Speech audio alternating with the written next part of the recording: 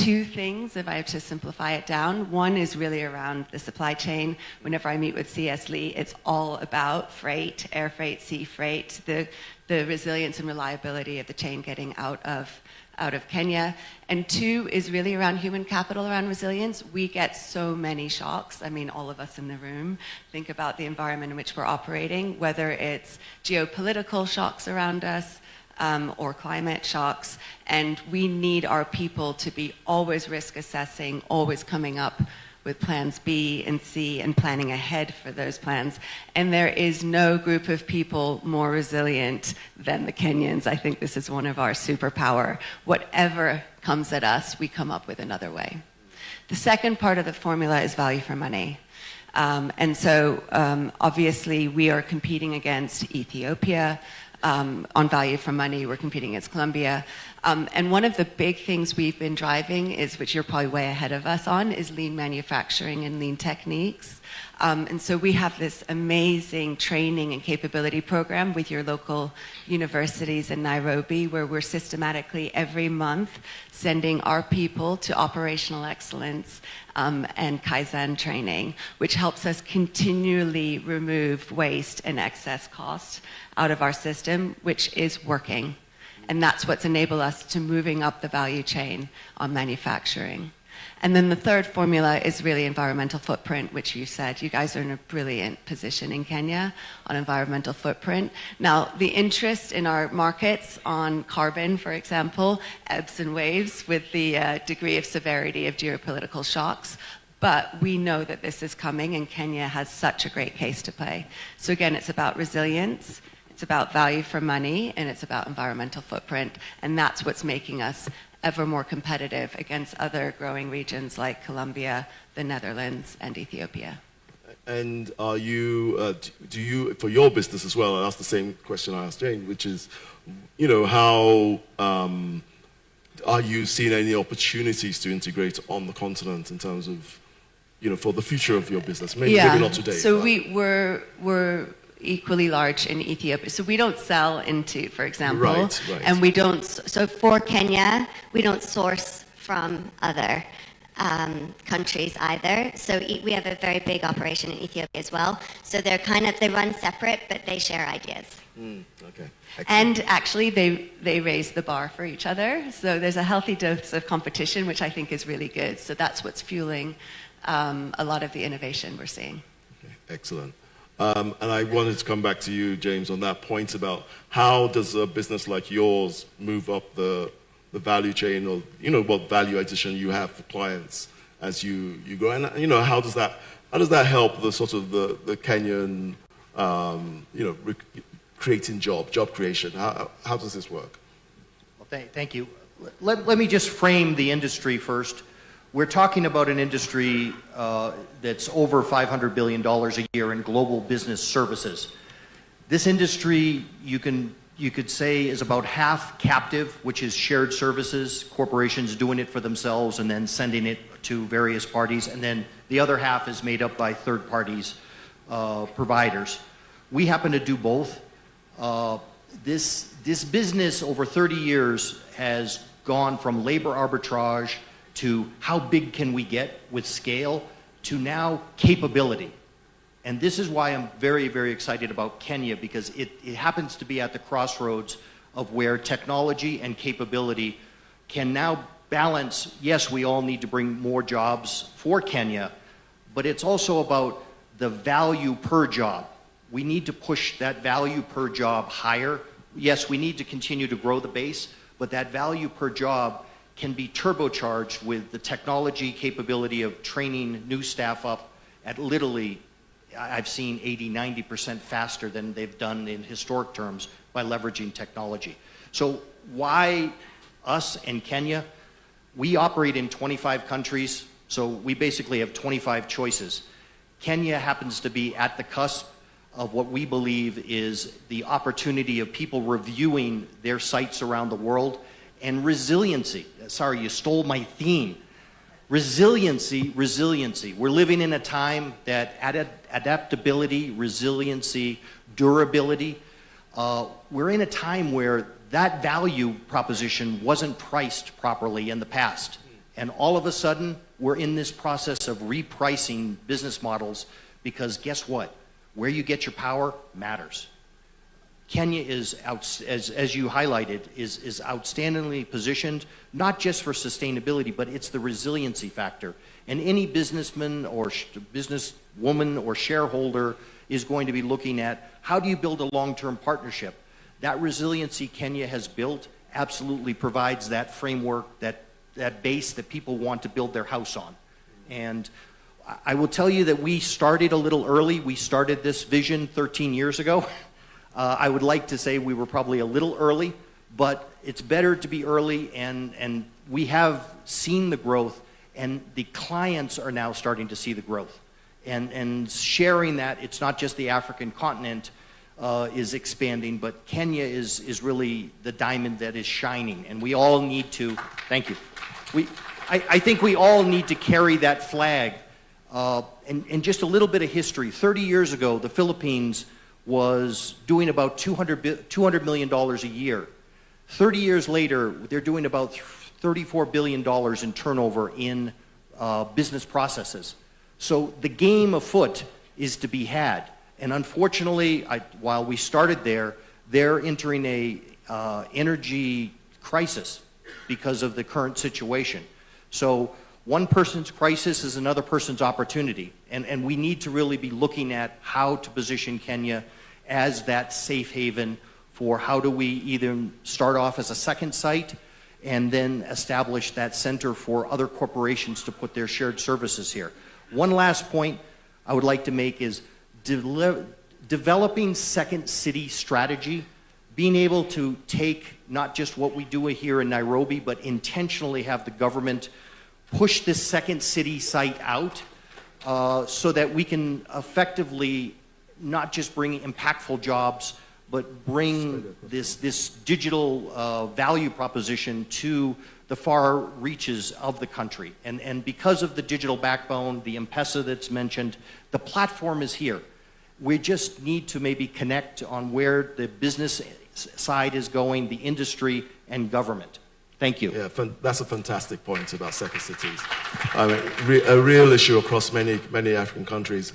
And Shimao, let me also just tack on to that. And what do you think are the, if you like, the priorities this government should have, or any Kenyan government at that, should have in terms of improving the business climate, right? Just we often have these rankings. Lots of people put a lot of value in the World Bank's rankings, but what's the reality on the ground is, rankings are nice, but what are the things that really when you look at the environment, what do you think they should be prioritized? First, let me say first, I think Kenya actually has a quite decent and quite comprehensive policy and legal framework for business. In fact, you have lots and lots of lawyers. What do investors hate? Certainty. They hate inconsistency. They hate uncertainty. For me, so I think in terms of what governments can do better, including the Kenyan government can do better, is to consistently implement those policies. So that's number one. I think it's a consistency of implementation, which is absolutely critical. You can have wonderful policies and good regulatory framework. If you don't implement them, it's not going to be very helpful. Or if you implement them arbitrarily, it's going to be extremely harmful. So I think that's really number one. Second, perhaps, is really thinking about the type of policies that can help you to actually reduce the cost of doing business. The inputs we talked about, right? I talked about Kenya's advantage in renewable energy. But the cost of your energy is actually relatively high compared with other countries. So I think having policies in place that can help to reduce the cost of energy, having policies in place that can help you to reduce the cost of transport, the logistics side, and policy can help you to promote competition. Now, as an individual business, many of us, we don't like competition, we all want it to be monopolies, but as an economy, we actually want it to have a competitive environment so that it can continuously drive costs down. So I think it's that type of policies that's going to be really important. We talked about the many advantages Kenya has. But competition is not just with yourself. Competition is with other countries. Other countries are also constantly improving their business environment, constantly reducing their cost. So I think that what that also means is that you need to continuously reform your systems, making sure you are always at the forefront in terms of policies so that your businesses, your investors can get the lowest cost for energy, the lowest cost for transport. At the same time, they're quality and reliable, right? And they can get skilled labor force also at relatively low cost. Thank you. I'm not sure how we're doing for time because I have. Should wrap it up? Okay, I've got the universal wrap it up sign. This has been an excellent conversation, and I have not just enjoyed learning from you, but I just wanted the top themes, the words I heard most often. Number one was resilience, really the resilience of Kenya in terms of creating an environment in which businesses and investors and capital can come to and grow and generate profits. I really like this theme about consistency of policy, not just in having great ideas, but also consistently implementing them. So one person doesn't get one deal and another person gets another deal. The level playing field is just incredibly important for investors. And third, and I think was the most important, was the Kenyan people. Everyone on this panel talks about this. It's key to how this country develops and grows. And frankly, it's key to the way all African countries will grow. But it's important while we're in Kenya, we sort of pay homage to that, because I don't think we do that enough about our respective countries. And I think that it's a really important point. But please join me in thanking this excellent panel. Thank you for your time.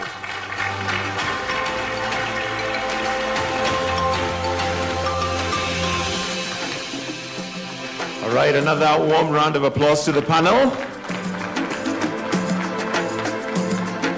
Fantastic. Your Excellencies, with your permission at this point, allow me to now invite the Cabinet Secretary, Ministry of Investment, Trade and Industry, Honorable Lee Kinyanjui, to make some brief remarks. And as he does that, he'll also take that opportunity to recognize our sponsors. A warm clap for Cabinet Secretary, Honorable Lee Kinyanjui. Karibu. Thank you.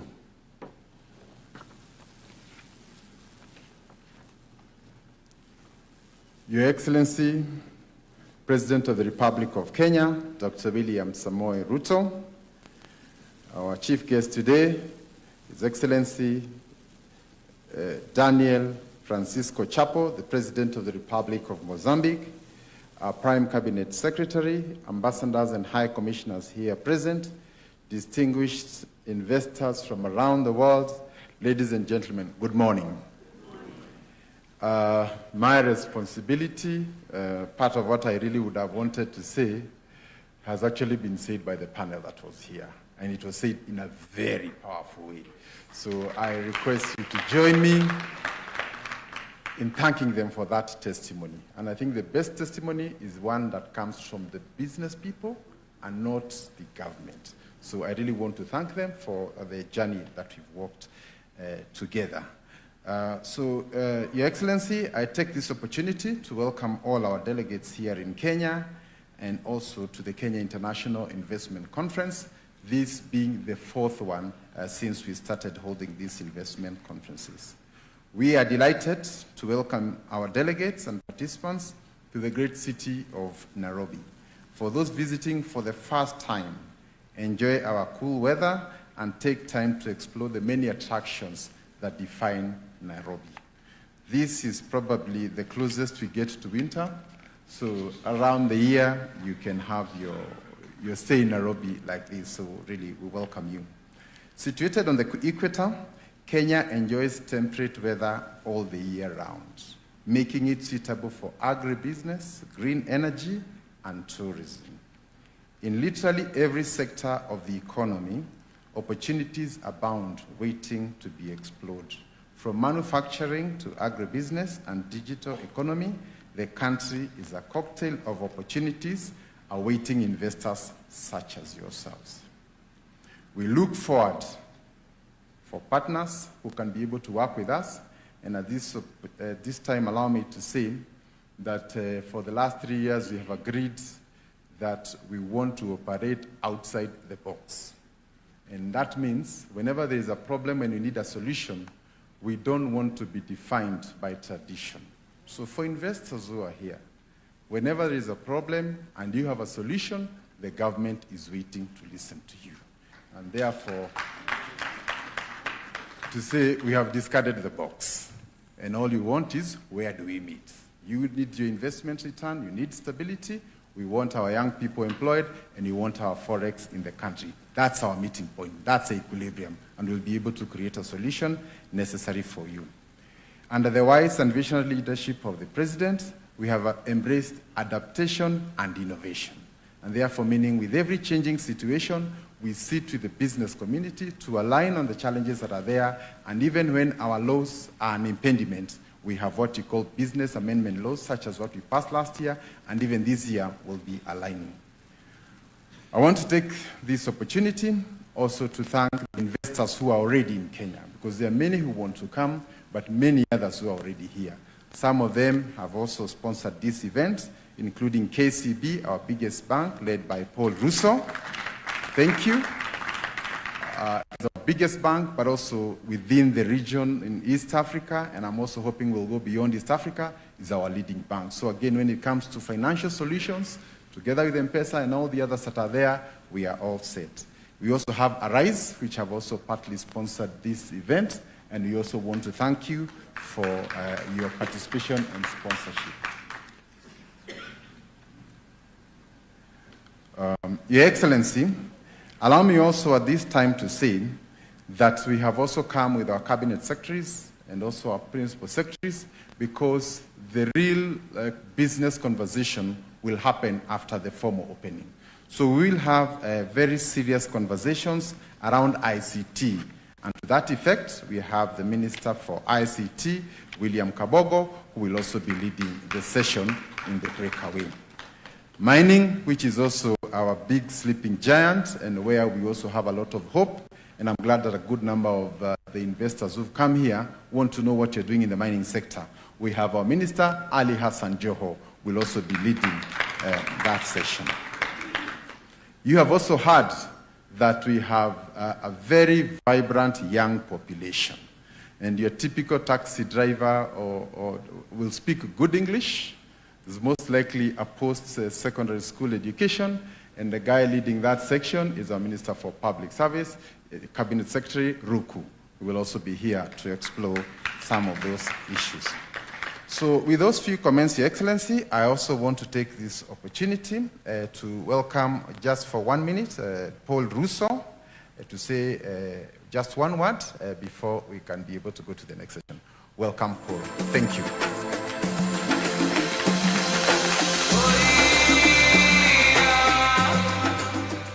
Thank you. Your Excellency, I will stand on all protocols already established. 3 things, Your Excellency. And the first one might come out as cheeky, but I think, Your Excellency, you'll forgive me. We've seen the transformation from Kenya Investment Authority to Invest in Kenya. as public sector. It's not just that video. Your Excellency, I know you are the front person on investment in Kenya, but I think Invest in Kenya team with the ministry has done an amazing job. I can confirm, Your Excellency, that we actually, it used to be one-stop shop, but we are seeing one shop. And why do I say one-stop shop? We just used to end there, but we can see deals as bankers, and we are converting deals, Your Excellency. So thank you so much for the transformation that has happened in that unit. Secondly, Your Excellency, I don't need to talk about KCB 130 years in this country. At the core of every development, we are catalysts. And Your Excellency, recently with AfriExim, we signed the financing for Vipingo. You had one of the panelists talking about the second city.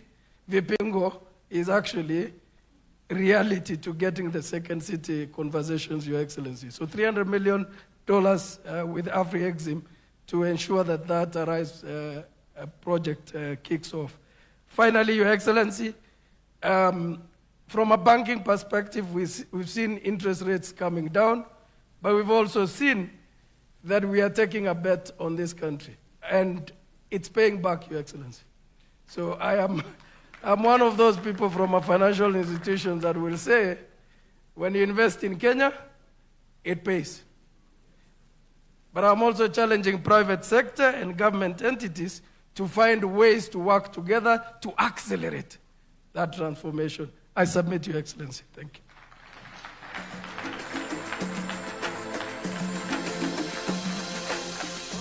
Your Excellencies, allow me to invite the last speaker, who is also our sponsor for Rise Africa, Nicole Gandhi. Kindly, just for a word. Thank you.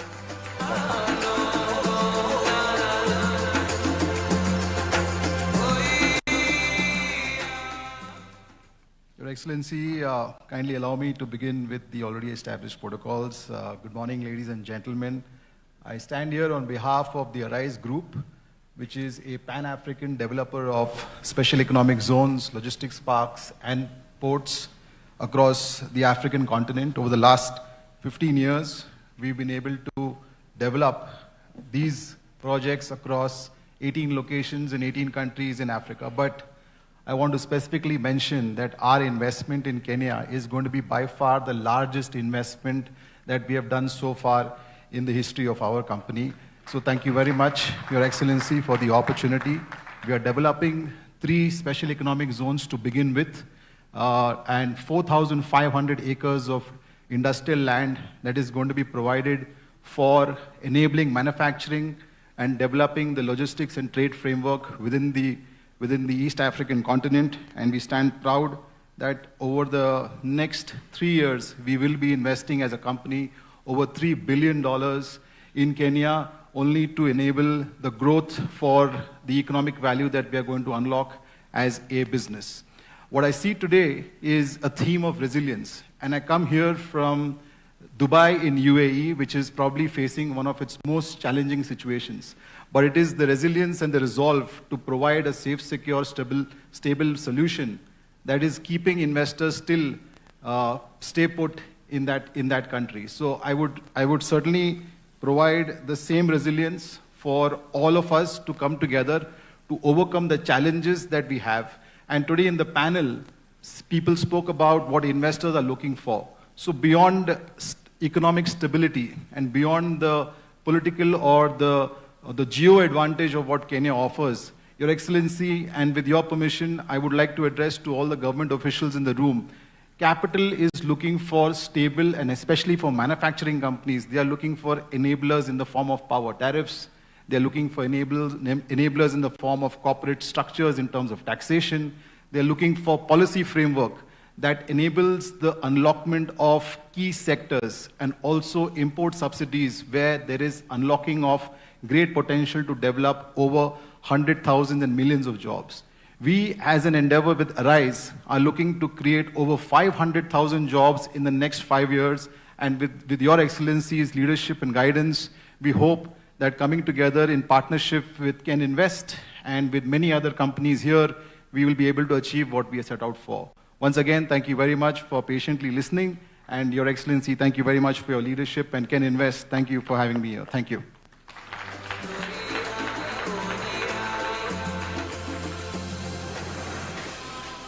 Your Excellencies, allow me in closing to recognize that, as you have heard, we are trying to create a one-stop shop, but that one-stop shop is mobile today.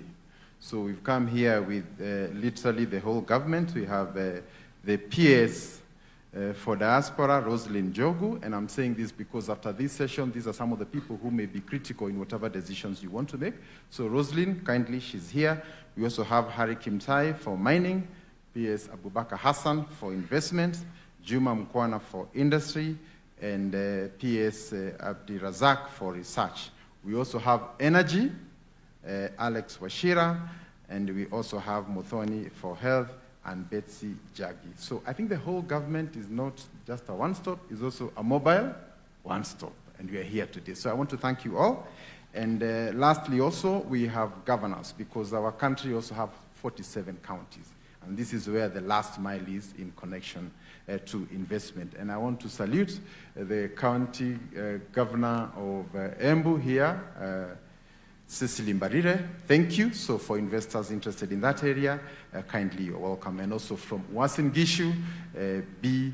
Jonathan. So thank you very much. So we are hosting this together with the county governments, and also we invite you to have that interaction.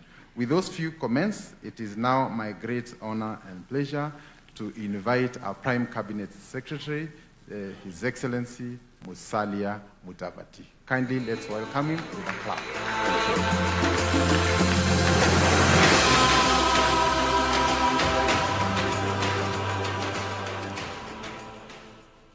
Your Excellency Dr. William Samoei Ruto, President and Commander-in-Chief of the Defense Forces of the Republic of Kenya, Your Excellency Daniel Francisco Chapo, President of the Republic of Mozambique, Ambassador Maria Manuela dos Santos Lucas, Minister for Foreign Affairs and Cooperation of the Republic of Mozambique, Cabinet Secretaries, Secretary General of COMESA, Madame Kapwepwe, Your Excellencies, Ambassadors and High Commissioners, distinguished guests, ladies and gentlemen, it is a great honor to address you at the 4th edition of the Kenya International Investment Conference, KICO 2026, a forum that continues to position Kenya as a premier investment hub. In line with the theme of the conference, unlocking investment opportunities to drive Kenya's transformation, our missions across the globe continue to showcase Kenya's attractiveness as the preferred investment destination. We invite investors and business community to engage our missions abroad to access timely and comprehensive investment information. And Your Excellency, we are riding on this conference. We have a follow-up event of you addressing and interacting with our ambassadors across the world. And we are riding on this event, so they are also in here, Kenyan ambassadors who have joined from their stations. Wherever you are, you can just wave.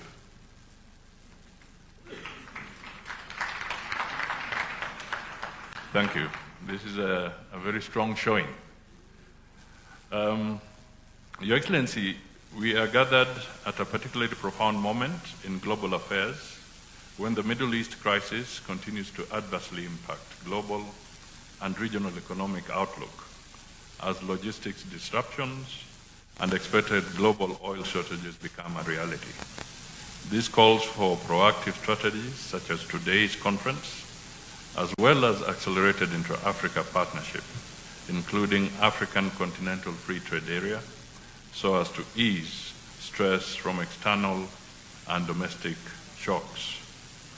In this regard, as a member of the East African Community, and standing among the first countries to ratify the African Continental Free Trade Agreement in May 2018, Kenya continues to champion deeper regional economic and investment cooperation. And Mr. President, nobody needs to remind us that you are the champion on behalf of the continent for the African Continental Free Trade Area promotion. Notably, the strategic, innovative, and investment solutions will contribute to inclusive growth and social prosperity for our people, enabling us to realize the government's bottom-up economic transformation agenda priorities. Finally, I commend the conference organizers for creating a platform for all stakeholders, partners, and participants to deliberate on how to stimulate investments in Kenya, thus highlighting our country's contribution to regional and Africa's shared prosperity. It is now my distinct honor to invite His Excellency, the President, to deliver his address. Ladies and gentlemen, can we be upstanding for the President of the Republic of Kenya?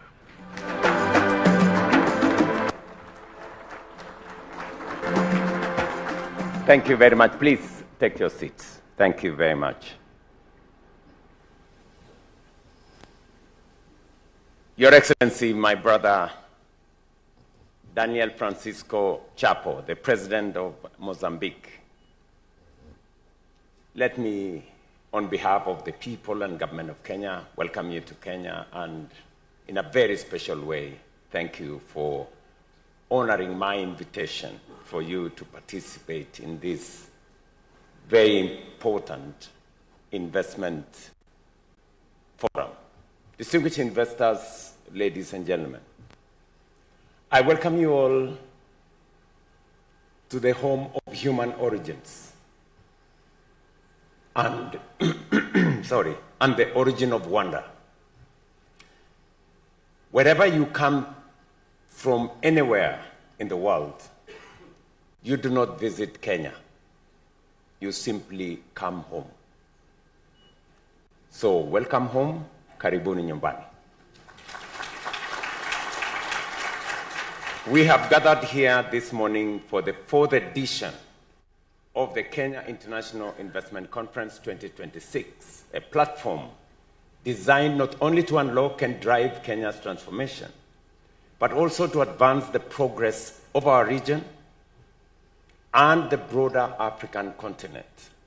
We meet at a moment of great consequence, defined by profound disruptions and growing uncertainty, from shifting geopolitical alignments to economic volatility and latest developments in the Middle East. The global landscape is becoming ever more complex and unpredictable. As we navigate these evolving contexts, our collective responsibility is to ensure that our economies remain resilient, adaptable, and capable of withstanding global shocks. That is precisely what we have worked to achieve in Kenya over the past 3 years. At a time of global uncertainty, Kenya offers something increasingly rare: stability, predictability, openness, and world-class opportunities underpinned by both macro and microeconomic fundamentals. Despite global headwinds, foreign direct investment inflows in 2025 grew by over 15%, exceeding for the first time the US dollars $2 billion mark. Kenya was also recently upgraded by the Standard & Poor's from B- to B, a clear signal of strengthening macroeconomic fundamentals and growing investor confidence. Inflation has averaged 4.4% over an extended period, having come down from 9.6% 3 years ago. Our exchange rate has remained stable at 129 shillings to a dollar over the past 2 years. Meanwhile, our foreign exchange reserves stand at a historic high of US dollars 14.6 billion, representing nearly 7 months of import cover. At the same time, our capital markets continue to exhibit strong performance, with Nairobi Securities Exchange ranking among the best performing stock markets in Africa. In 2025, for example, it emerged as the second best on the continent, delivering a remarkable 52% return in dollar terms. This performance is now driving an ambitious expansion agenda, with the NSE targeting 40 new listings by 2029. Earlier this month, the landmark Kenya Pipeline Company initial public offering raised US dollars 823 million. Our focus remains firmly on strengthening the domestic environment, and we are deepening reforms and executing policies that enhance competitiveness, streamline processes, and create a more enabling and investor-friendly environment.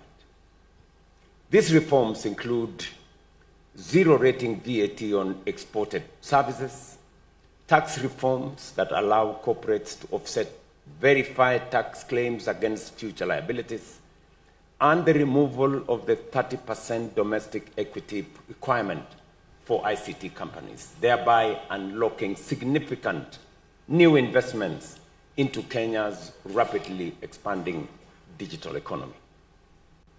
Through our one-stop investment center, investors now access seamless, world-class facilitation services. By the end of this year, 2026, this platform will be fully digitized, enabling permits and licenses to be secured entirely online, reducing costs and improving efficiency for our investors. Ladies and gentlemen, with a population of about 55 million, Kenya is far more than a domestic market.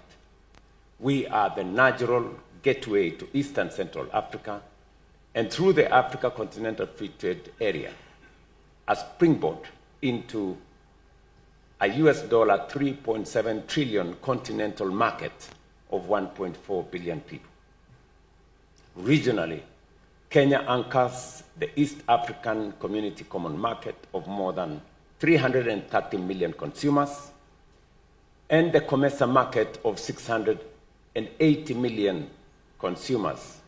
And that is why you have the Secretary General of COMESA in this meeting. Just this week, we finalized negotiations with the government of China on a bilateral trade agreement that will open access to an additional market valued at about US dollars 19 trillion, further expanding opportunities for investors.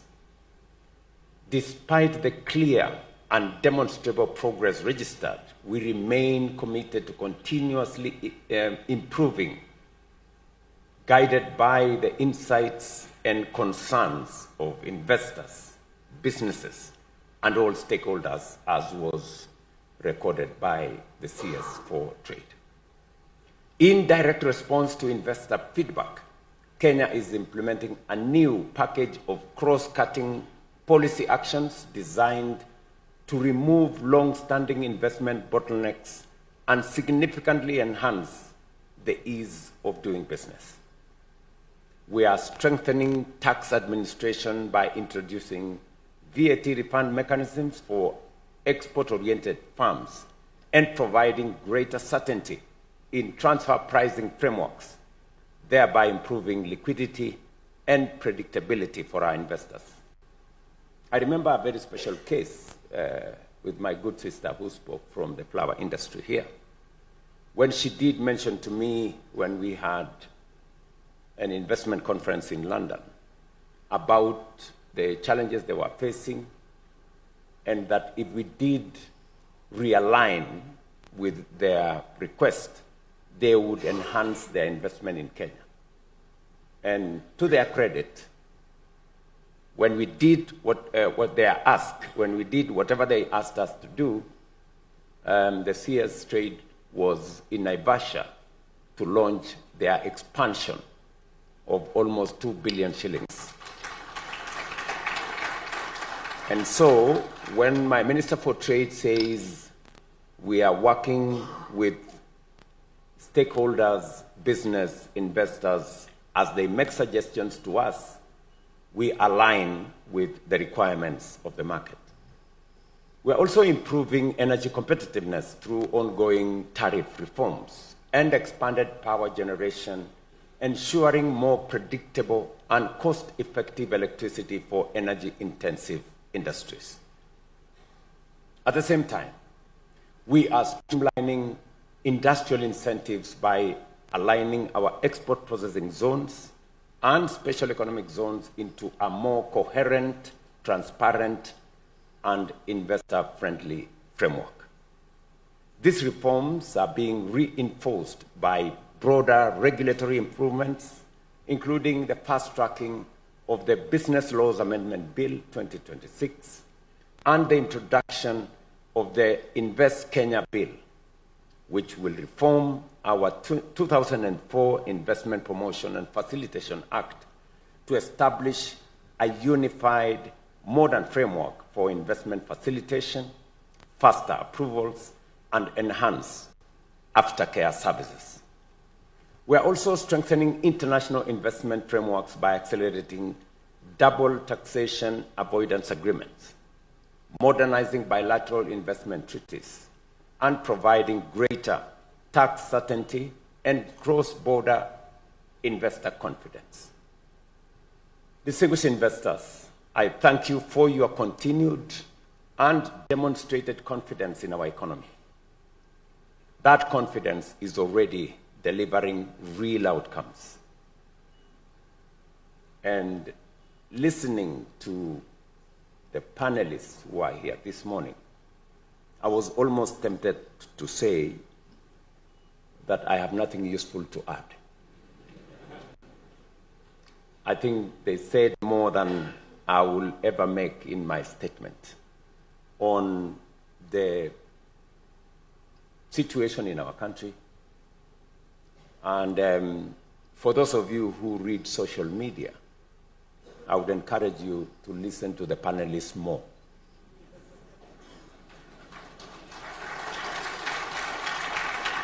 I mean, these are real practitioners.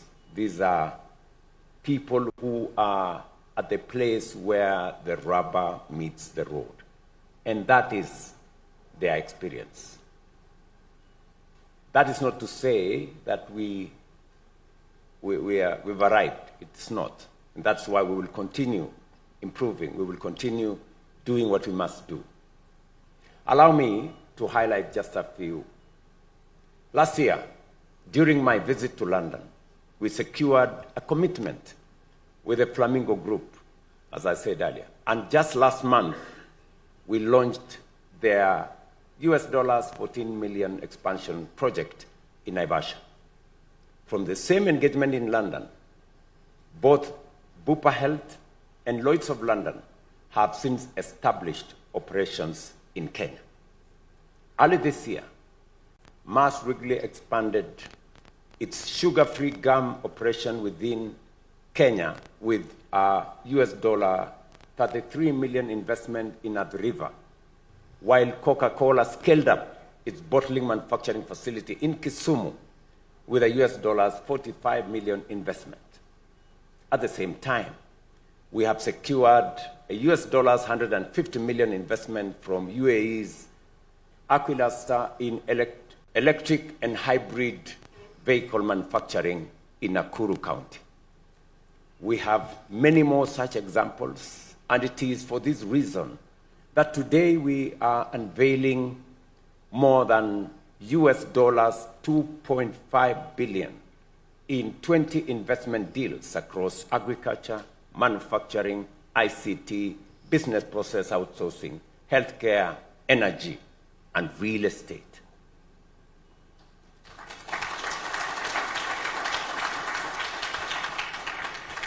we're not just talking about numbers. We're talking about real investments.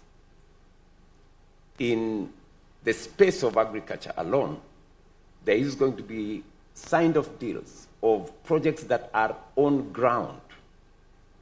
Some of them halfway through. Just in agriculture alone, $1 billion. In rice, in sugarcane, in manufacturing. And these are investments from across the globe, from USA to China, to India, to UAE, to Uganda, to Singapore. Yes, I said Singapore. And of course, to Kenya. We have a very interesting conversation in our country about Singapore. And one of the companies, Syntex from Singapore, is actually investing right here in Athi River to hire 2,000 Kenyans on apparels. So that is the extent, all the way to Australia and many other countries, demonstrating confidence in investing in Kenya. And that's why I tell the people of my great country, we need to believe in ourselves because others believe in us.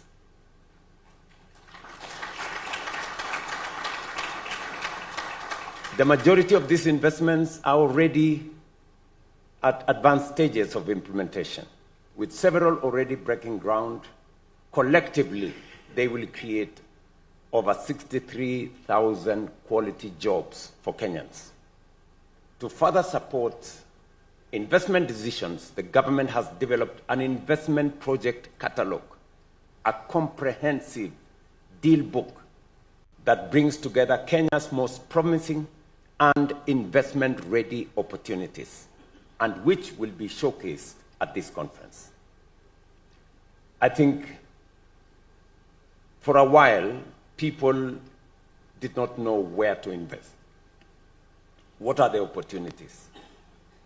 In which space are these opportunities? So we have decided to put together all the investment-ready opportunities available in Kenya, sector by sector, with a detailed analysis of what you need to do to unlock that investment. We will give you a whole book today on the investment-ready opportunities in Kenya. You do not have to go and look any further.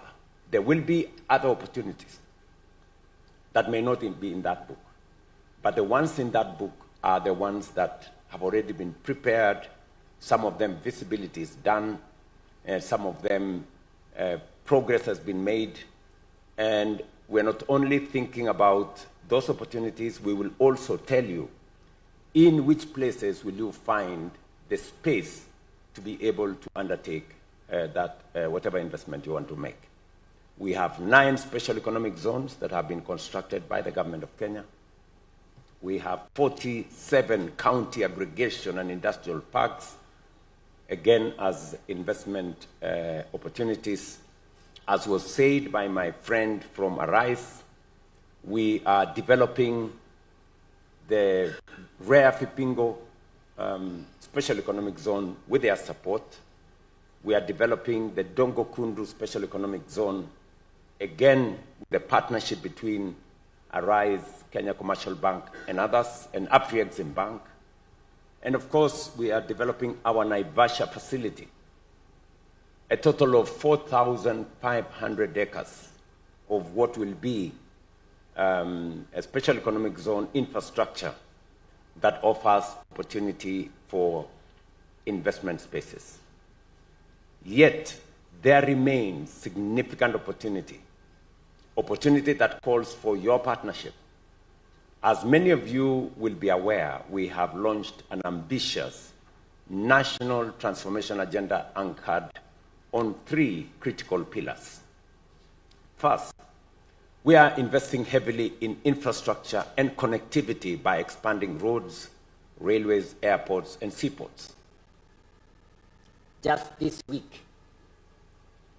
last week, we did launch the extension of the standard gauge railway that will now find its way to Uganda and to DRC to improve on our logistics. You heard from the panelists here that business is looking for how to move things in a much more cost-effective manner. We know very well that we have invested significantly in the roads infrastructure, but we believe that what we have done is not sufficient. So we are increasing our investment in the roads sector. In the next 7 years, we want to double our paved road infrastructure in Kenya, including highways. Because we want to unlock the market, as we have said, in the East African community of 330 million people. We are extending the highway from Nairobi now into Nakuru, finally into Malaba, and connecting it to Uganda. We will shortly be advertising another highway from Mombasa to Nairobi, and another 2,800 kilometers of highway around Kenya.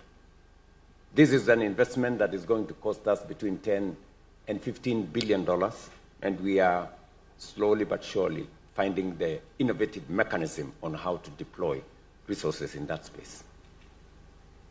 Secondly, over the next 5 years, between 5 and 10 years, we plan to build at least 50 mega dams to strengthen water security and significantly enhance agricultural productivity. If I mention to you the 4 investors that are investing in the agricultural sector, the $1 billion that we are going to sign up today, all those investors are going to invest in agriculture, but in irrigation. And so the construction of dams, storage of water, harvesting of water is going to play a significant part of our way forward. Luckily for the investors that will be signing off today, we already have developed infrastructure for them to use the water that we already have in the irrigation space that is there. But that will significantly increase our agricultural output, especially for export. And third, we are scaling up our energy capacity, tripling generation to at least 10,000 megawatts to power industrial growth and future demand. As was said here again by the panelists, the cost of energy is significant to making investment decisions and enhancing competitiveness. Just yesterday, I was in Siaya, where we want to generate at least 3,000 megawatts of energy using nuclear. And I was having a conversation with the community and leadership in that region, because our 10,000 megawatts will come from diverse sources, from nuclear, from solar, from hydro, from wind, and from geothermal. And we will be looking for partners, maybe in this forum, because our investment in that space is going to be another $10 billion. And we are already beginning to structure the mechanism for us to be able to have that investment undertaken. We estimate that delivering this transformation will require an investment of about Kenya shillings 5 trillion or $40 billion. Through the National Infrastructure Fund, we are mobilizing long-term capital and creating structured, bankable opportunities for private sector participants. And this is where you come in. We invite you to partner with us, to invest, to build, and to be part of Kenya's transformation in a truly win-win partnership. Finally, to all investors present here today, I want to say thank you. Thank you for your confidence. Thank you for your partnership. And thank you for choosing Kenya.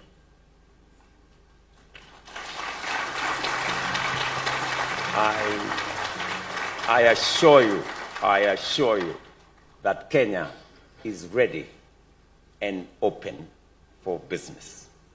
And I look forward to engaging with you together with my team from the different actors, from mining to industry, to investment, to agriculture, and to all the other spaces. I was specifically touched by our friends from ADEC, an American firm, who has identified Kenya for what it is, that we have the best human capital you can find anywhere in the world. I say that with no doubt in my mind and without fear of any contradiction, that we have the best human capital you can find anywhere in the world. The testimony of the panel is here. They kept on referring back to the Kenyan people. The Kenyan people. And that is what it is. And so, it's not by default that the Kenyan people is central to the development of our country and to the investment climate that we have as our country. It's because we have consistently invested as a nation in our human capital. 30% of our budget every year goes to education, training at all levels. We've just increased in the last 3 years our education budget by $1.5 billion in the last 3 years.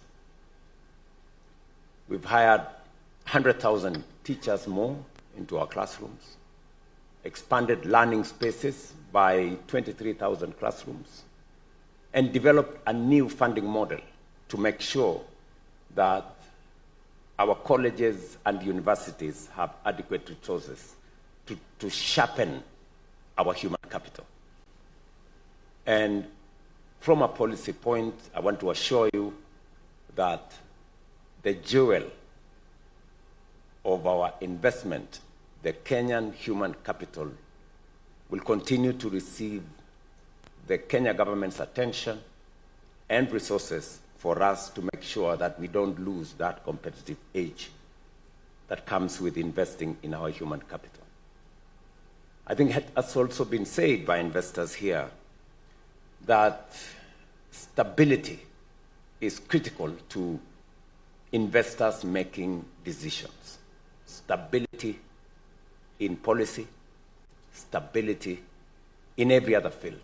And we will continue to work with investors to make sure that we are predictable, that we continue to manage the space responsibly. And because of the discipline that we have introduced into the financial space, we can now confidently tell investors they can repatriate any of their profits anytime, in whatever manner they want, because we have the resources. I can tell you confidently, we have the dollars, we have the resources to make sure that none of you get stuck with whatever you want to do in our country. And we are doing this for the long term and for the long haul. So to all of you, again, let me say thank you very much for choosing Kenya, and we look forward to working with you. God bless you. Thank you.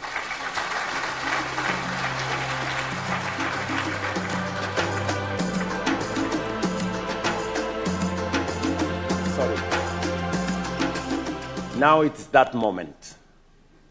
Now it is that moment that I invite my good brother, our chief guest, the President of Mozambique, Daniel Chapo. Mr. President, please.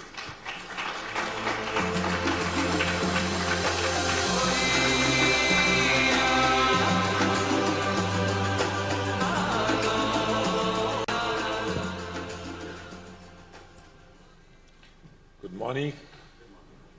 Can you sit?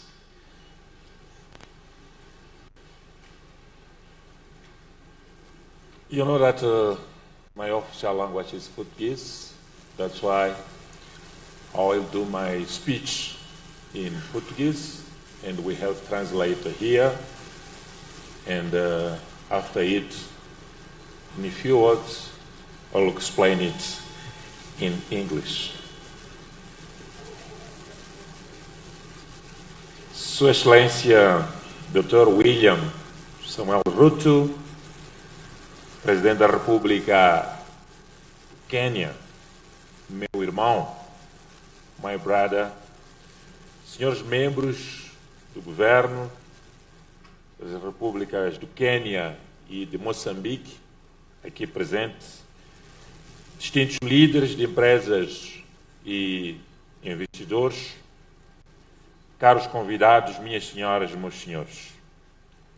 Em primeiro lugar, quero agradecer a Vossa Excelência, Senhor Presidente, Dr. William Samuel Ruto, meu irmão, e ao povo do Quênia, o Governo da República do Quênia, pela calorosa recepção e tradicional hospitalidade que nos tem sido proporcionada desde a nossa chegada a este país irmão.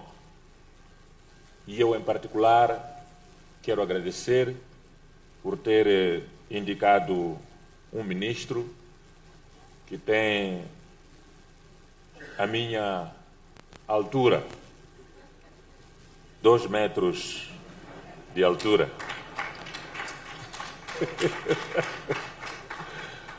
Muito obrigado. Asante sana. Thank you so much. Merci beaucoup. Xexie. Arigato. Donc, asante sana. Temos enorme prazer de iniciar a nossa intervenção expressando em nome do povo e do governo da República de Moçambique, em meu nome pessoal, o nosso profundo apreço pelo honroso convite que nos foi dirigido por Sua Excelência Dr. William Ruto, Presidente da República do Quênia, meu irmão, para participar nesta Conferência Internacional de Investimento neste país irmão. Felicitamos o governo do Quênia pela organização deste importante fórum, que se afirma de forma crescente como uma das mais relevantes plataformas de mobilização de investimento do nosso continente e que nesta 4ª edição se realiza sob o lema Desbloqueando oportunidades de investimento para impulsionar a transformação do Quênia e, consequentemente, Senhor Presidente, meu irmão, do nosso continente, de África e do mundo. Que este lema capta com precisão a encruzilhada histórica em que o nosso continente se encontra.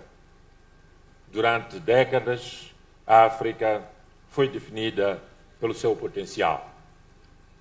Eu tenho dito que a África é o continente do futuro, é o continente de recursos minerais, de potencialidades agrícolas, da juventude, que é o capital humano, é, sem mais de dúvidas, o continente do futuro.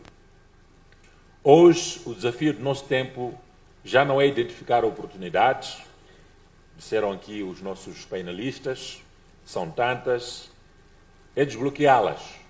Por isso, o lema deste fórum, com decisões políticas firmes, como Vossa Excelência disse aqui, capital paciente e parcerias estratégicas à altura das prioridades africanas. E o que significa, na prática, desbloquear oportunidades de investimento? Significa 3 aspectos fundamentais. Primeiro, excelência, como disse aqui, criar um ambiente de confiança entre nós, o setor público, governantes e o setor privado. Com paz, com estabilidade, previsibilidade e regras muito claras. Segundo, estruturar projetos viáveis, com qualidade técnica, escala e bancabilidade. Por isso está de parabéns o primeiro painel. E terceiro, construir parcerias inteligentes que combinem capital, tecnologia e conhecimento local. Ao assumir esta agenda, o Quênia posiciona-se com legitimidade como um dos principais motores de inovação econômica em África, destacando-se nos setores de tecnologias de informação e comunicação, na agricultura, infraestruturas, economia digital, turismo, energias renováveis e na mobilidade elétrica. Por isso, quero desejar muitos parabéns, Quênia, muitos parabéns, meus irmãos. Minhas senhoras, meus senhores, o continente africano está a atravessar uma fase decisiva de sua história econômica, com uma população superior a 1,4 mil milhões de pessoas, das quais mais de 60% são jovens. Repito, mais de 60% são jovens. A África representa hoje o maior reservatório global do capital humano, como disse aqui Vossa Excelência, em franco crescimento. Com a implementação da área livre do comércio continental africana, estamos a construir o maior mercado integrado do mundo em número de países, com um PIB combinado superior a 3,4 trilhões de dólares. Há poucas décadas, Excelência, caros convidados, a África travava a luta pela sua libertação política. Hoje, o imperativo histórico é outro: convidar os nossos irmãos de todo o mundo, como está a acontecer neste momento, para o desenvolvimento do nosso continente. Este é o momento de romper definitivamente com o padrão de exportação de matérias-primas e afirmar a África como um continente de industrialização, como vimos aqui, inovação e de criação de valor acrescentado, sobretudo o emprego para a nossa juventude. O que está em causa neste fórum não é apenas a promoção de oportunidades de investimento, é a definição do papel da África na economia global.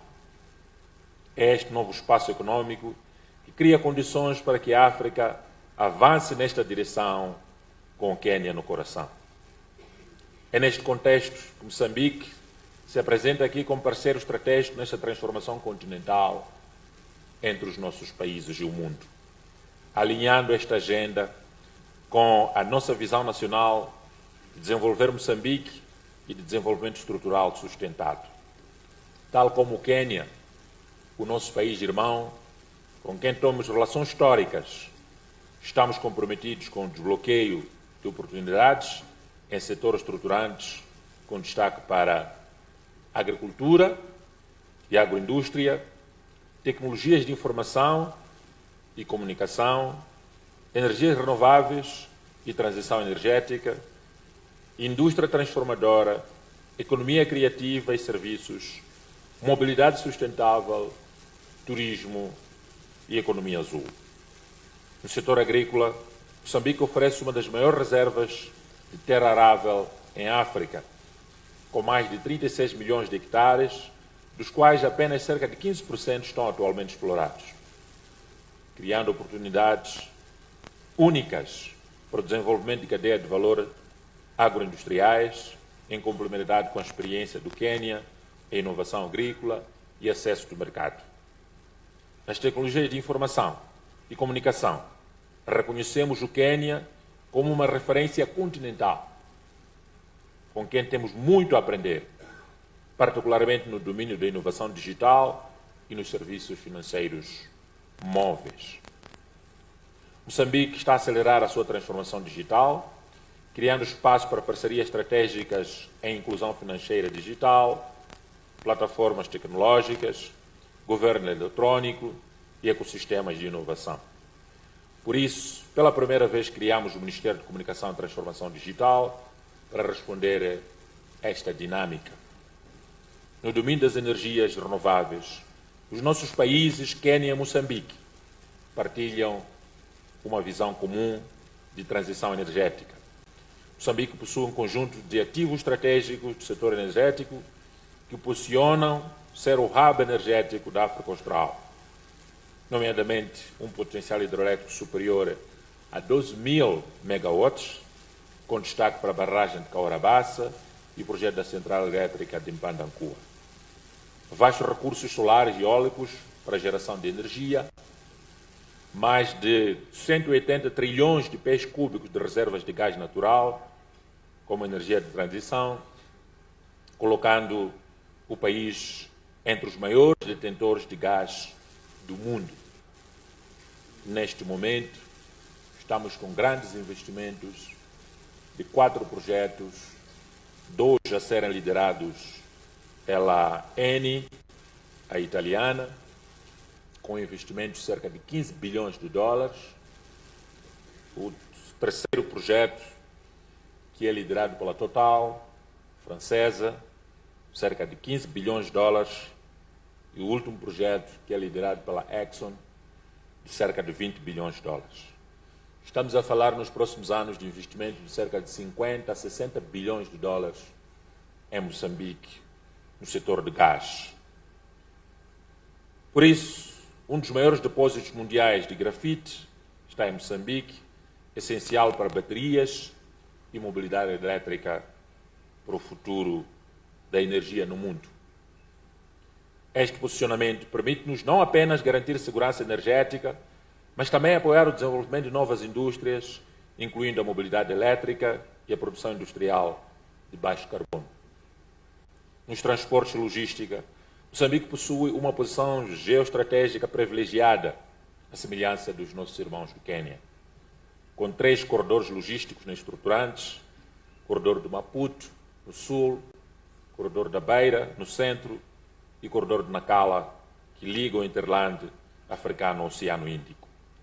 Neste aspecto, pretendemos consolidar a criação de zonas econômicas especiais, como estão a fazer os nossos irmãos no Quênia, e corredores de desenvolvimento que ofereçam condições competitivas para investimento com acesso direto a mercados regionais.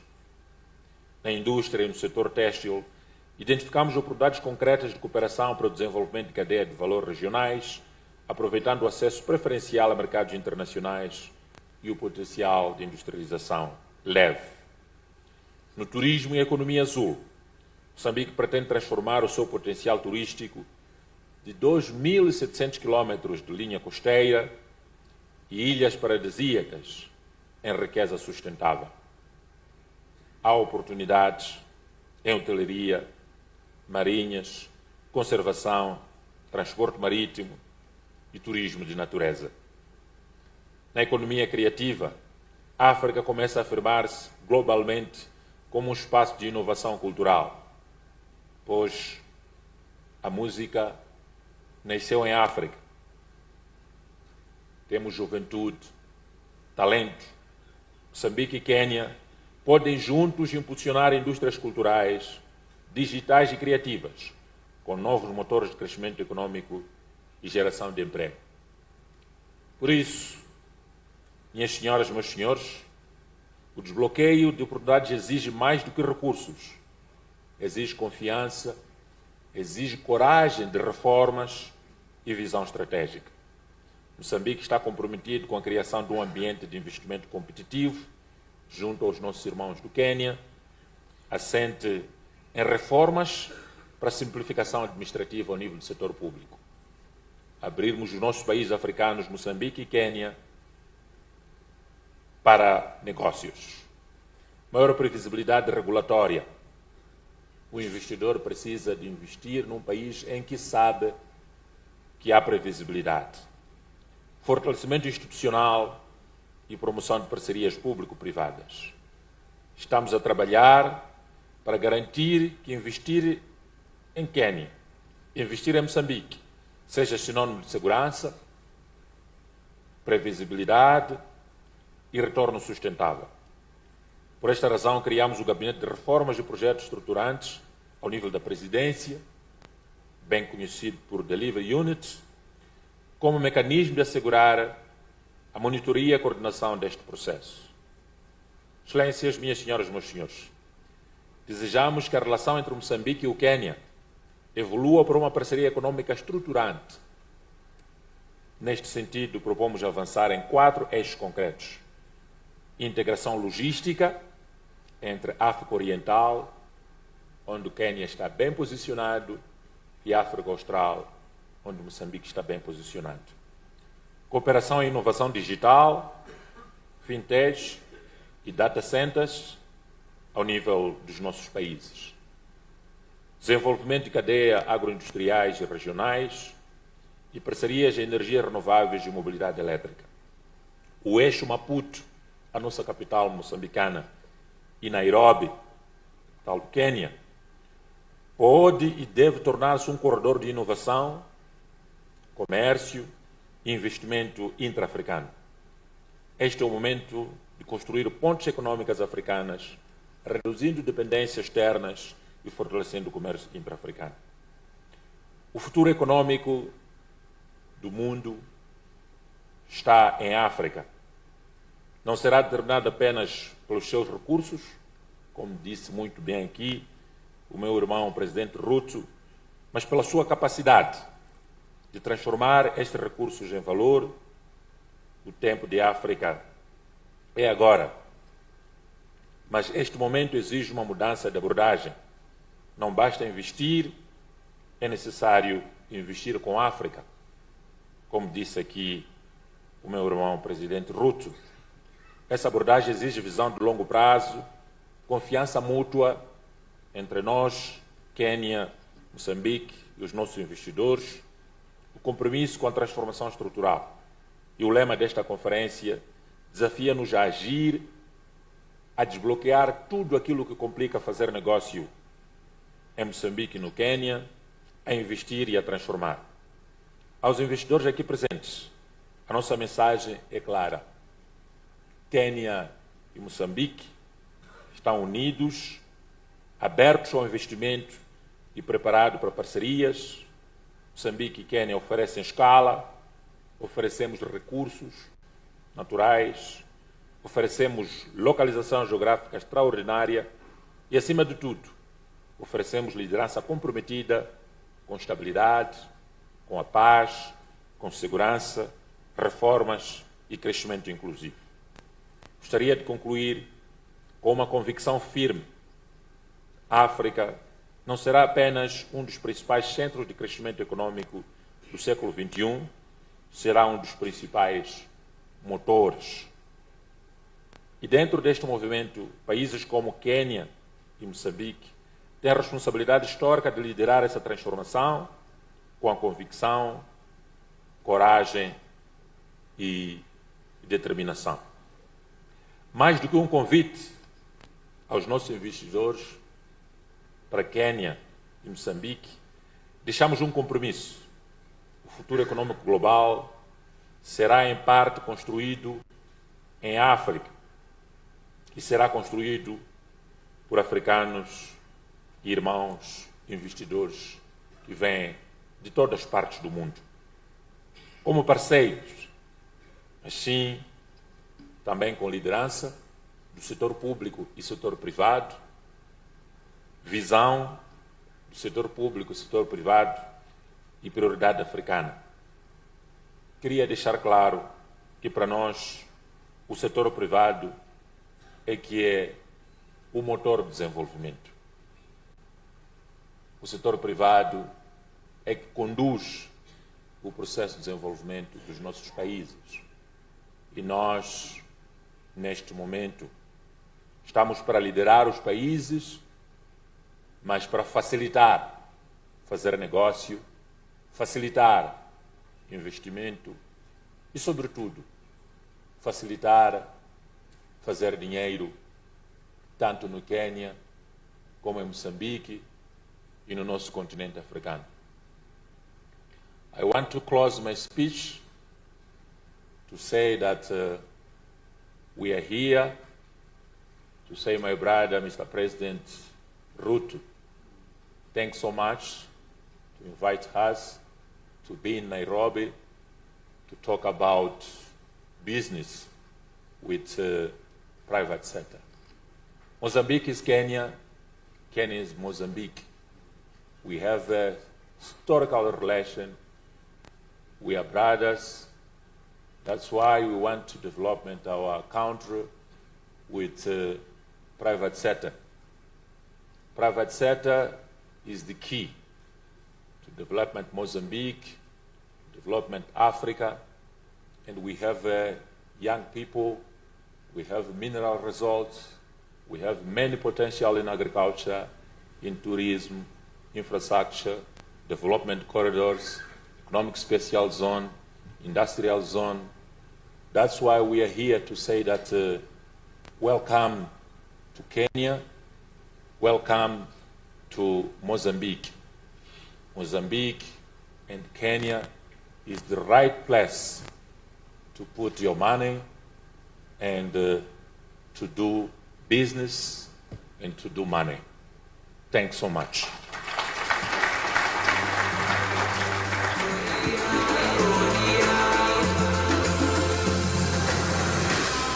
Another round of applause for both the heads of state for wonderful statements. May I request that we briefly take our seats? Kindly, let's take our seats. With your permission, Your Excellencies, we'll now transition to awarding of some certificates. And just to give us context of what the investments are all about and how that is, and the categories that are there, allow me to invite the Principal Secretary for Investment Promotion, Mr. Abubakar Hassan Abubakar, purely just to give us context before we progress to the award ceremony. Let's give him a clap as he's coming. Welcome, sir. Your Excellency, sir, as you have underscored in your speech, Kenya, under your able leadership, today formalizes over $2.9 billion in investment across 20 strategic deals in 7 sectors, spanning both new investments and reinvestments. On the Kenyan investment map, these investments are landing in 10 counties and sourced from jurisdictions including Singapore. This is indeed sending a clear message to the investment community out there that Kenya is open for business, safe for business, ready for business, and we mean business. Ladies and gentlemen, I now invite you to turn to the screens as we highlight the 20 investment deals. Across the nation, new partnerships are taking shape. Industries are rising, and the world is investing in Kenya. Today, Kenya highlights 20 strategic deals from 9 countries across 7 sectors, together representing more than $2.9 billion in investments. In ICT and BPO, ADEC Innovations is establishing a knowledge process outsourcing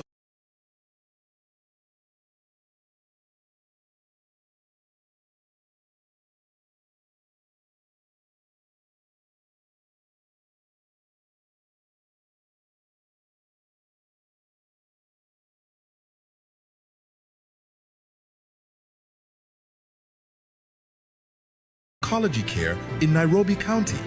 Bounty Management Global DWC LLC is injecting $60 million into hospital development.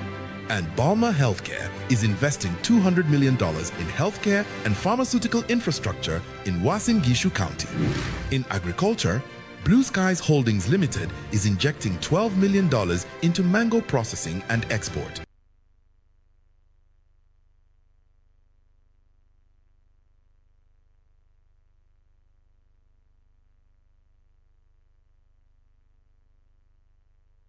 integrated sugar farming and processing zone. And Tana Bliss Kenya is advancing $300 million toward rice cultivation, irrigation, and agro-processing. In real estate development, Al Asab Real Estate is channeling over $630 million in commercial real estate and mixed-use development. Of this investment, $380 million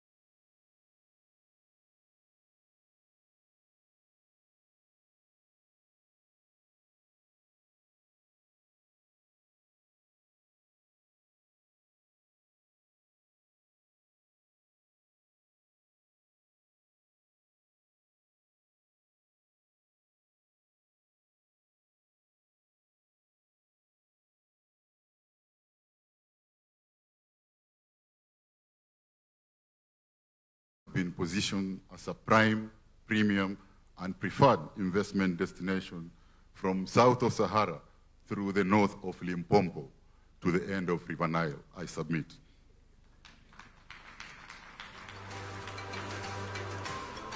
As mentioned, we'll have two categories that are going to be recognized. The first category, Your Excellencies, with your permission, is those that represent high-impact investment and reinforce Kenya's position as a regional hub for high-value services and industrial production. Your Excellency, sir, the President of Kenya, I request that you come on stage for that part, as I will be calling them for that recognition. And to start, we'll start with Mr. James Mao, CEO of Syntex, and this is the manufacturing and textile apparel. If you may just come forward for recognition by His Excellency the President. Next, let's have Mr. James Donovan, CEO, ADEC Innovation. After the handshake, I'll request you come this way, sir. Come, if you may, yes, you may come this way. Next, let's have Mr. Bimal Kantaria, CEO, Elgon, Kenya.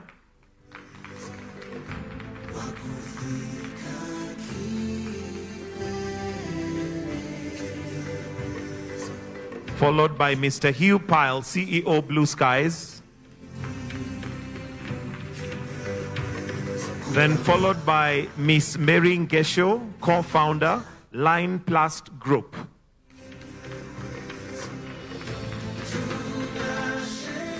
Followed by Mr. Rajesh Savla, Director, MMP Industries.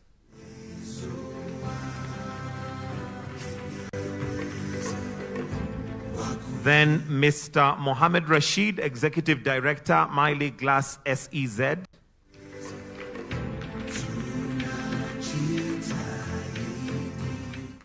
Followed by Leela Prasad, CEO, RVL Healthcare.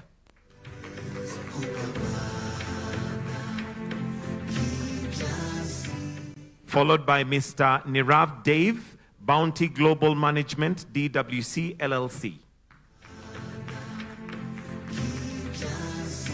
And And the last in that category is Mr. Chen Xiangchang, CEO, Lucky DJX. Now, the next 10 investment deals represent a 1.5 billion, positioning Kenya as strategic investment hub across agriculture, mining, manufacturing, energy, and real estate. But before that, I'll request that we all now proceed for a group photo of the 10. If we may just go back and arrange ourselves for a group photo before we take our seats. 5 on one side, on the left, and 5 on the right. We can have the lady next to the president for gender balance. As I can see that it's a very testosterone-filled group. Thank you. You may now take your seats.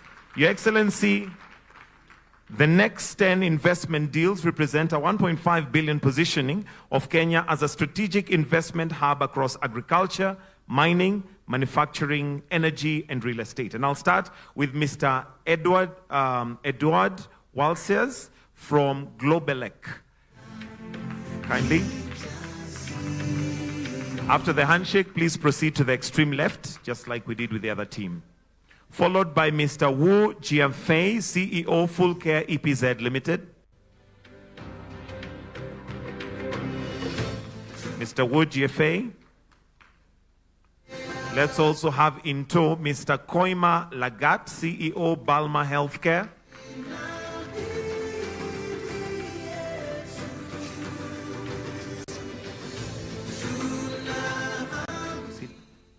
Mr. Pius Silas, CFO, Tana River Sugar Company. And I hope I pronounced it right. In Kenya, we call him Pius, but I understand it's Pius, depending on which school you went to.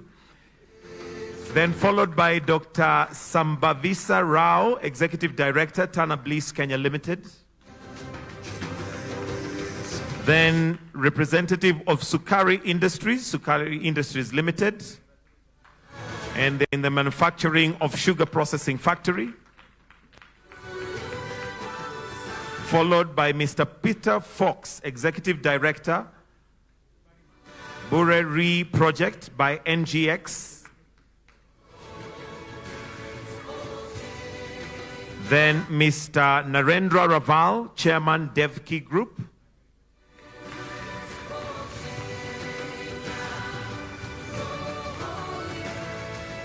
And last in that category, Mr. Graham Al-Mazrei, Chairman of Al Asab Real Estate, Mombasa Creekside Gardens.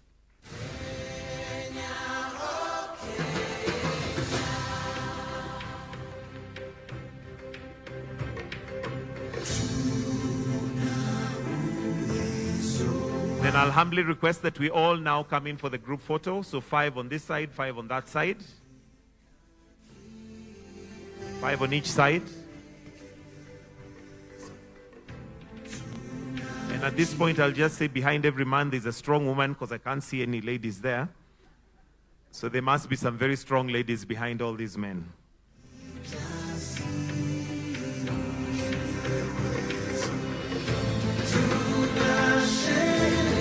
Thank you. That brings us to the end of this session, but I'll request that we end with the 2 anthems. We'll start with the Mozambique national anthem, followed by the Kenyan anthem. So let us all be upstanding as we now come to a close with the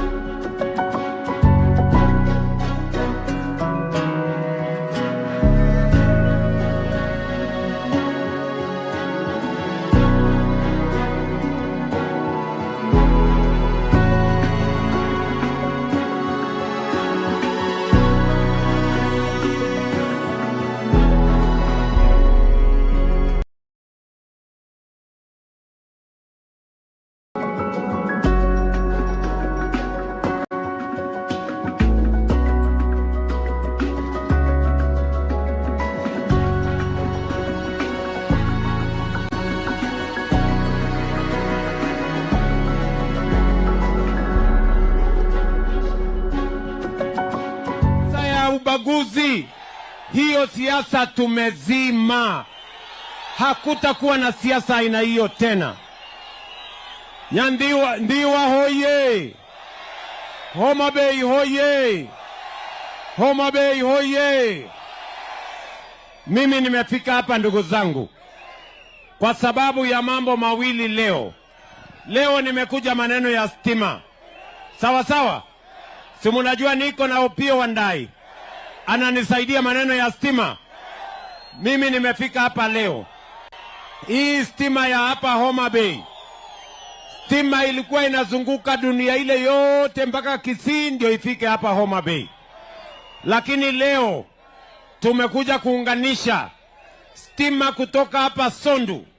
Tumejenga line mpya, transmission line 69 kilometers kutoka Sondu mpaka hapa Dhiwa. Sasa stima itapatikana hapa kwa njia ya rahisi. Hapa sasa munaweza kuwa na viwanda. Hapa sasa munaweza kuwa na manufacturing kwa sababu sasa tuko na stima ya kutosha. Homabay hoye! Tumeweka pesa ya serikali shilingi 1.5 bilioni kuleta hiyo stima hapa. Tunaelewana jameni?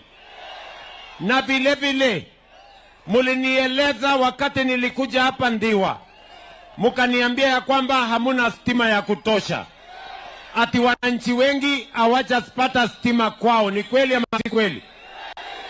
Sasa sikizeni, mwaka huu 2026 manyumba 22,000 mpya hapa Homabay tunawawekea stima. Wapinjore, munanielewa? Munanielewa? Tumetoa pesa ya serikali 2.4 billion shillings for the people of Homabay so that we can connect electricity to 22,000 homes here in Homabay County. Tunaelewana jameni? Nyinyi mnajua kwa muda mrefu hii Homabay na Nyanza ilibaguliwa. Ni kweli ama si kweli? Kulikuwa na siasa ya ubaguzi. Ni kweli ama si kweli? Ndio tumesema hiyo siasa ya ubaguzi tunazima, siasa ya ukabila tunazima. Watu wa Kenya watakuwa watu moja. Sisi wote tutashirikiana kama watu wa Kenya na maendeleo itapatikana kila sehemu ya Kenya bila ya kubagua Wakenya wengine. Homabay, mnanielewa jameni? Mnasema tuendelee ama tuendelee? Tuendelee ama tuendelee? Leo vile vile mimi nimepika hapa kwa sababu ya biashara. Nyinyi mnajua biashara ndio inatuongezea pesa kwa mifuko yetu. Leo nimefika hapa kwa sababu ya hii soko yenu. Mimi niliwaeleza hapa Homabay tutajenga soko mpya 18 ya kusaidia wafanyabiashara wetu waweze kufanya biashara mahali kuna stima, mahali kuna maji, mahali kuna usafi. Ndani ya hii soko yenu pale tuko na restaurant, pale tuko na ICT hub, pale tuko na cold room, kule chini tuko na crash. Hawa wamama wanaweza sasa kuja na watoto wao wauze hapa sokoni. Maziwa ikijaa kwa matiti, anaenda ananyonyesha mtoto, anarudi anaendelea na biashara. Wamama hoye! Kwani mimi nauliza nyinyi, mama akipata mtoto iko makosa? Biashara inakwama. Si anakuja na mtoto hapa, anamnyonyesha hapo nyuma, alafu biashara inaendelea. Na nyinyi wazee msijifanye innocent. Kwani watoto wanapatikana bila wazee? Si nyinyi ndio mnasababisha hiyo maneno? Ndio nimewasaidia, nimeweka hapo watoto wa wewe wanashughulikiwa. Watu wa Kobodo hoye! Kobodo hoye! Mbali na hii soko hapa, tuko na soko ingine 17. Na mimi nimesema hiyo masoko nitarudi hapa tena na tena na tena tukimaliza mpaka wafanyabiashara wetu wote wapate mahali pazuri pa kufanya biashara yao, tuinue uchumi, ndio tumalize umaskini, Kenya iweze kusonga mbele. Ndugu zangu watu wa Kobodo na ndugu zangu watu wa Dhiwa, tuendelee na hiyo kazi, tusiendelee? Sikizeni, pia mbali na hii masoko tunatumia 2.5 billion, pia tunajenga hostels ya vijana wetu hapa Homabay. Vijana 6,000 wa university pale Tomboya, wa Kenya Medical Training Center, vijana wa Technical Training Centers, vijana 6,000 tunawajengea hostels, tumeweka